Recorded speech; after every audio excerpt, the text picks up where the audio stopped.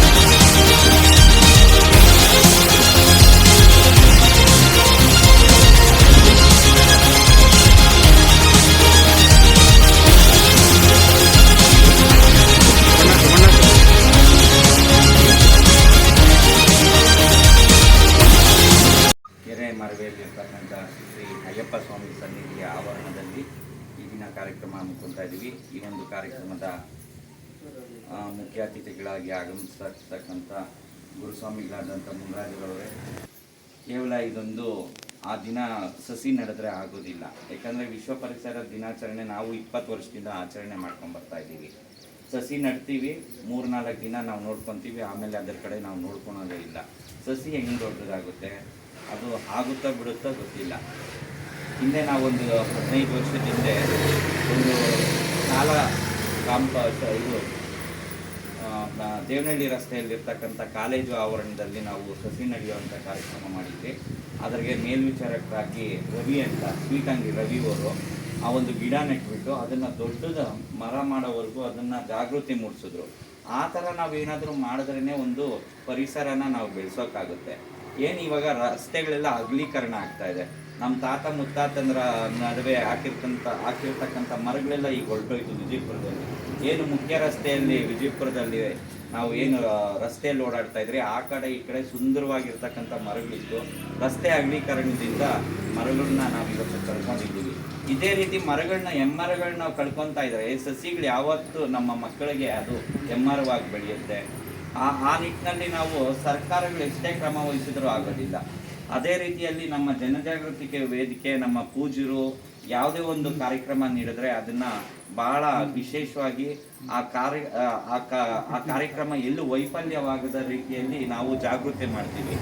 ನನ್ನ ಅನಿಸಿಕೆ ಏನು ಹೇಳೋದು ಅಂದರೆ, ನಮ್ದೇನು ಇವಾಗ ಒಂದು ಸ್ತ್ರೀ ಶಕ್ತಿಗಳು, ನಮ್ಮದೊಂದು ಗುಂಪುಗಳಿದೆ, ಆ ಗುಂಪುಗಳಿಗೆ ಒಂದು 5 ಮರಗಳನ್ನ ಒಂದು ಎಲ್ಲಿ ಹಾಕ್ತಾರೋ ಅವ್ರಿಗೆ ಅನುಕೂಲ ಇರ್ತಕ್ಕಂಥದ್ದು. ಯಾಕಂದರೆ ಸ್ಥಳೀಯವಾಗಿ ಇರ್ತಕ್ಕಂಥವರು ಇಲ್ಲಿ ನಟ್ಟು ಬಿಟ್ಟು ಇಲ್ಲಿ ನೋಡ್ಕೊಳ್ಳಿ ಅಲ್ಲಿಂದ ಬಂದು ಆಗೋದಿಲ್ಲ.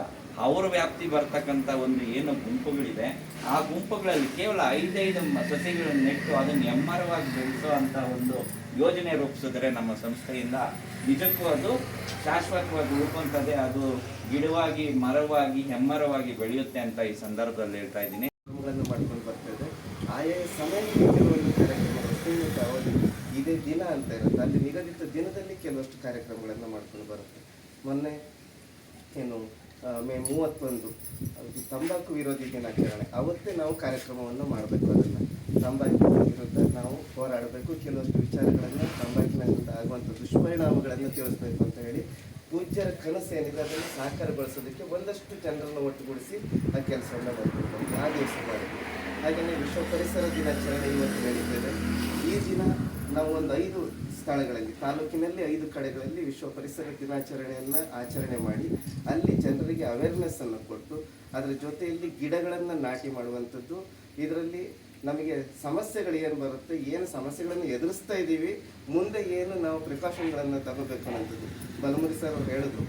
ಒಂದು ಒಳ್ಳೆಯ ಸಂದೇಶ. ಯಾಕೆ ಅಂತ ಹೇಳಿದ್ರೆ, ನಾವು ಎಲ್ಲೋ ಒಂದು ನೆಟ್ಟು ಹೋದ್ವಿ ಅಂತ ಹೇಳಿದ್ರೆ ಅದು ಮತ್ತೆ ನಾನು ಕಳೆದ ಸರಿ ಒಂದು ಜೋಕನ್ನು ಓದಿದ್ದೆ, ಯಾರು ತಪ್ಪಾಗಿ ಅರ್ಥೈಸ್ಕೋಬೇಡಿ. ಏನಂತ ಹೇಳಿದ್ರೆ, ಬೆಳಿಗ್ಗೆ ಮಂತ್ರಿ ಬಂದ, ಪರಿಸರ ದಿನಾಚರಣೆ ದಿವಸ ಒಂದು ಜೋಕ್ ಬಂದಿತ್ತು.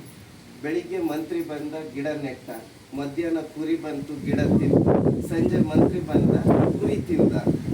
ಅಂದರೆ ಬೆಳಿಗ್ಗೆ ಗಿಡ ನೆಟ್ಟು ಹೋದ್ರು, ಮಧ್ಯಾಹ್ನ ಒಂದು ಕುರಿ ಬಂದ್ಬಿಡ್ತು, ಆ ಗಿಡವನ್ನು ತಿಂದು ಹಾಕ್ತು, ಅದೇ ಕುರಿಯನ್ನು ಕಟ್ ಮಾಡಿ ಸಂಜೆ ನಾವು ತಿಂದು ಹಾಕ್ತೀವಿ. ಅಲ್ಲಿಗೆ ಪರಿಸರ ದಿನಾಚರಣೆ ಮುಗಿಯಿತು. ಆದರೆ ನಾವು ಅದನ್ನು ಸಂರಕ್ಷಣೆ ಮಾಡುವಂಥದ್ದು